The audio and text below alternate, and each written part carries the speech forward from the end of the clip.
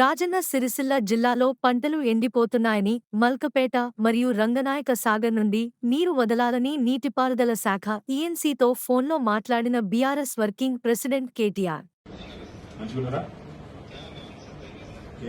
ఒక చిన్న మాట, నేను ఇప్పుడే మా ఎస్సీ గారికి మాట్లాడినా. ఇక్కడ ఏమైతుందంటే నా కాన్స్టిట్యున్సీలో ఇటు మిడ్ మానేర్ నుంచి రెండింటికి ఫీడింగ్ రంగనాయక సాగర్కి, తర్వాత ఇటు మలక్పేట. మా మలక్పేట కింద ఏమైందంటే మొన్న మీరు ట్రయల్ రన్ చేసిన తర్వాత మా రైతులు పాపం 89 మోటార్లు తెచ్చుకున్నారు. వాళ్ళు పాపం విపరీతంగా పంటలు వేసుకున్నారు. దాదాపు ఇప్పుడు ఒక 1500 నుంచి 2000 ఎకరాలు పంట ఎండిపోయే పరిస్థితి ఉంది. నా రిక్వెస్ట్ ఏమంటే మీతో ఇప్పుడైనా మీ మినిస్టర్ గారు కూడా ఫోన్ చేసినా, నేను ఎస్ఎల్బీసీ టన్నల్లో ఉన్న అనిల్ని మీకు కాల్ చేయమంటా అని చెప్పిండు మినిస్టర్ నాకు. అయితే ఒక్క మాట, మన ఈ ఒక 0.5 టీఎంసీ కింద విడుదల చేస్తే ఇప్పుడు పంటలు బతికిపోతాయి. మళ్ళీ మనం నెక్స్ట్ మీరు ఏప్రిల్ వరకు ఐ థింక్ కటింగ్ వచ్చేస్తుంది, మిడ్ ఏప్రిల్ వరకు వచ్చేస్తుంది. కొంత ఇప్పుడు స్టార్ట్ అవుతుంది మార్చిలోనే, కొంత మిడ్ ఏప్రిల్ దాకా పోతుంది అనుకుంటాను.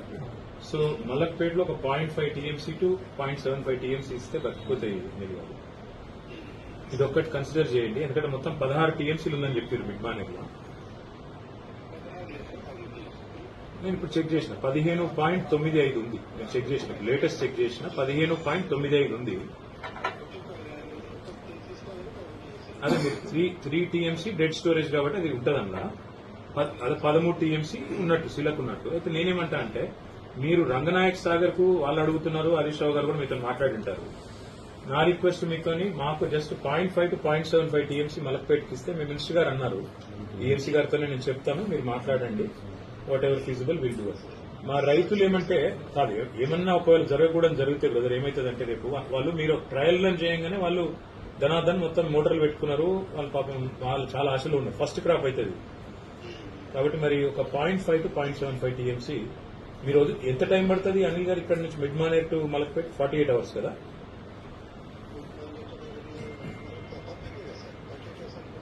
టన్నల్ కదా, టన్నల్ తర్వాత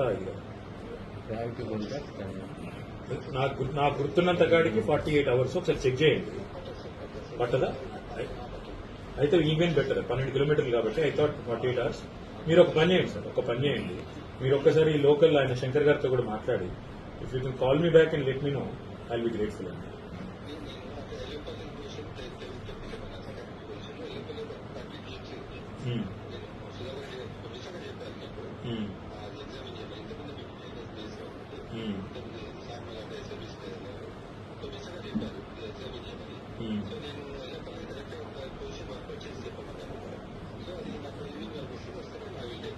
ఆడ 30 టీఎంసీలు ఉందా?